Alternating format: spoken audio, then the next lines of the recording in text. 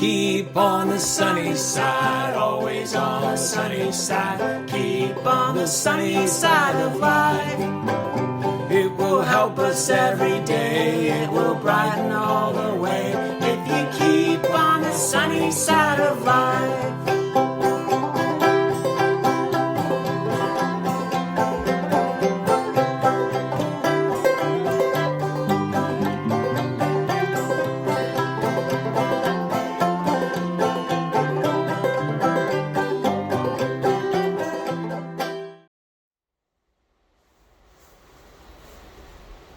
Hi, my name is Joe Martin. I'm the pastor at First Baptist Church, Toledo, Washington, and this is my midweek cabin talk.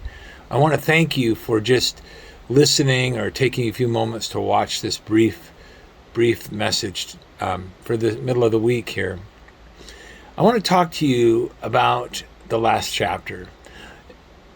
All the popular stories that you and I have enjoyed get really... we like them or we don't like them, on whatever degree we come to that conclusion, based on the last chapter, how the author, the writer, brings all the pieces together. Stories generally follow a arc. The arc is you have someone whose life is really, really tough and really hard, and they go through all these difficulties, the hero's journey, and then at the end, they come to a conclusion, and the end of the story is they live happily ever after. Or the other most popular version is you have someone whose life is going along, and then some trauma, some tragedy, some terrible thing happens, some injustice happens, and then they are vindicated. They are somehow, through adversity and difficulty, vindication, reconciliation, restoration takes place. The prince shows up and the shoe fits, and happily ever after. All of the most popular stories throughout history are like that. Stories that are not nearly as popular are the tragedians. Things go this way and it's complicated, and then it all goes bad, and then the story just stops.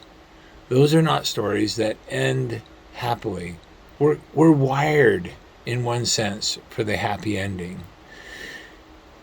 We're talking about this weekend, the happy ending, the happiest of all endings ever.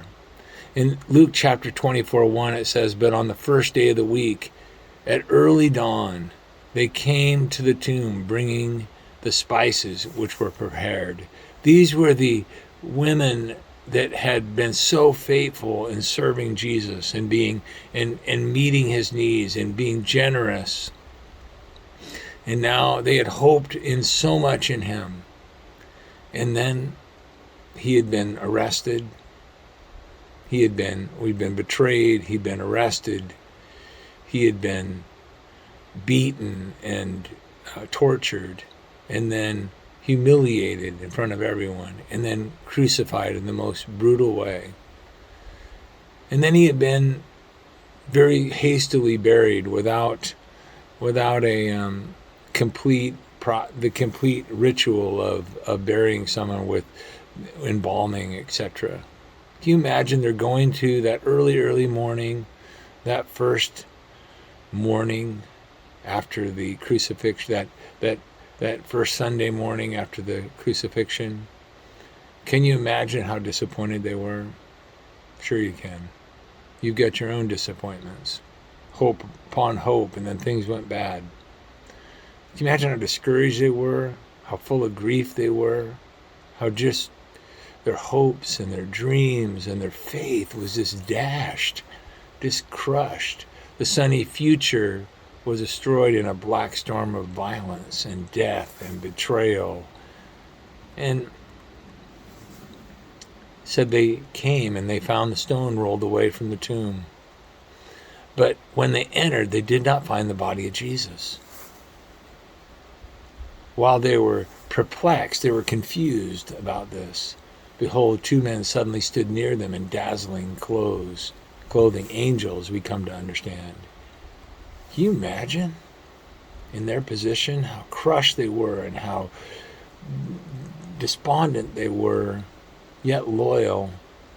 And yet now this happens, and how confused and disoriented they were, how in some ways frightened.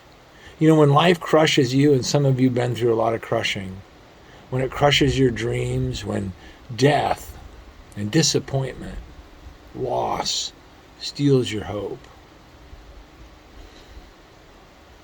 it's easy to become overwhelmed and terrified. And as the women were terrified and bowed their faces to the ground, the men said to them, "Why do you seek the living one among the dead?"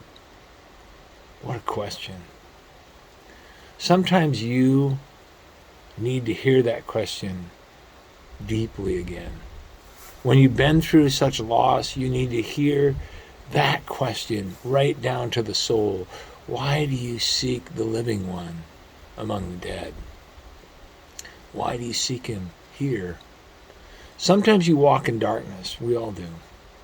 Sometimes we can go through darkness and despair and disappointment. You seek life where only death resides, where only death has ever been the outcome.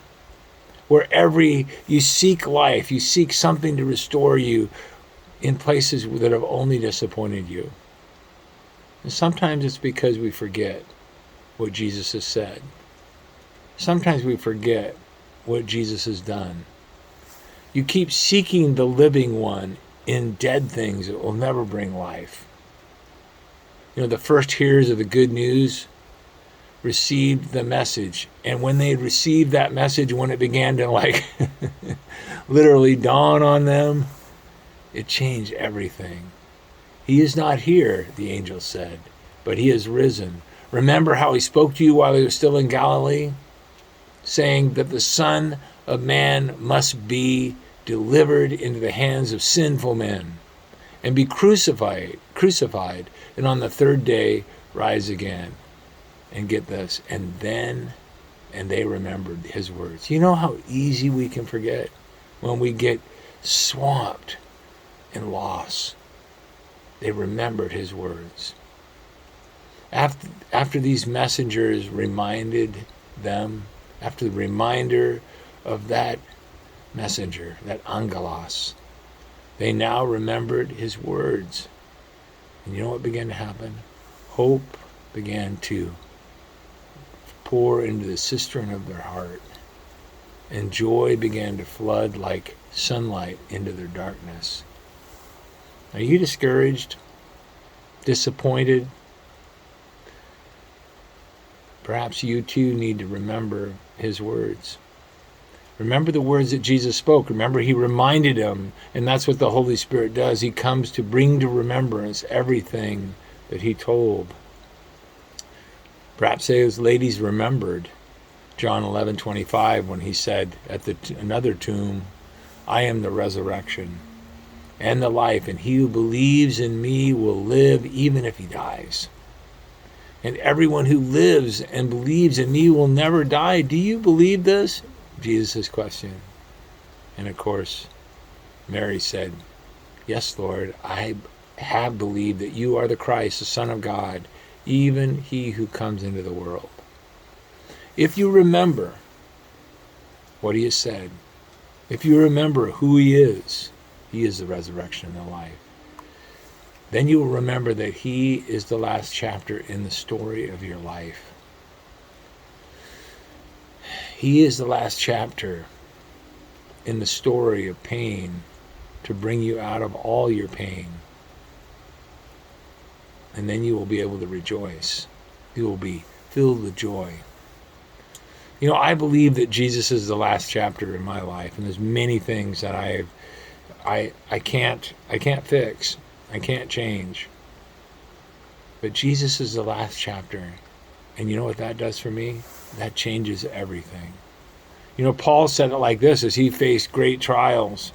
"According to my earnest expectation and hope that I will not be put to shame in anything, but that with all boldness Christ will even now, as always, be exalted in my body, whether by life or by death. For me to live is Christ, and to die is gain." You see, that's what happens to us when the sunlight of that great remembrance and the reality of his presence, his resurrected presence, dwells within us.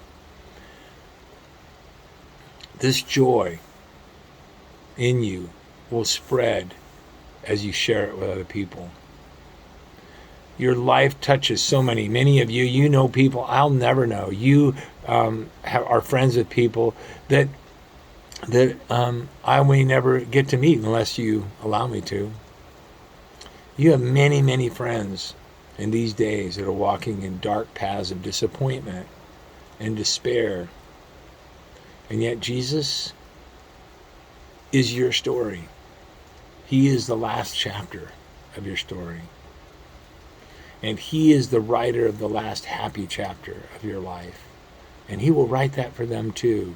As they hear, or you remind them of that. They hear and they trust. Or you remind many who have lost the recollection in the blurry moments of crises. This is such a great week for us to remember. A great week that throughout centuries and centuries, followers of Jesus have made a very intentional effort to do certain things to help them remember. It's a great week to gather together and celebrate. And this is a great Sunday, especially for those of you that have at one time attended, or maybe it's been a while, but this is a great Sunday to return for the first Easter that we've had after 2 years. We're going to try and make it as much the same as in other years, but very, very different coming out of this time. So here's what you can do. Plan to come. This may be the best week for you to come back if you've been kind of holding off and waiting. And do this one thing for me this week. Share this video with somebody, but do this one thing. Invite at least one person to come with you. We have an 8 o'clock service. We have a 9:30 service that's outside with heaters. And for those of you that feel more comfortable in that way with all the concerns about your health, that may be good. There's an 11 o'clock service. I do promise I will play the banjo. But I can't wait to remind you of what he said, so that you and your friends that you invite, that one person that at least you invite, say, hey, come with me. Come with me this weekend. Maybe you'll invite more.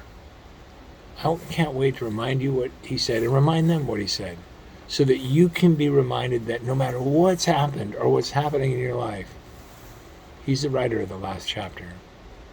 And he will write your friend's last chapter too. And I want to tell you, it's a happy ending. And that's why it's called The Good News. God bless you, and thanks for listening.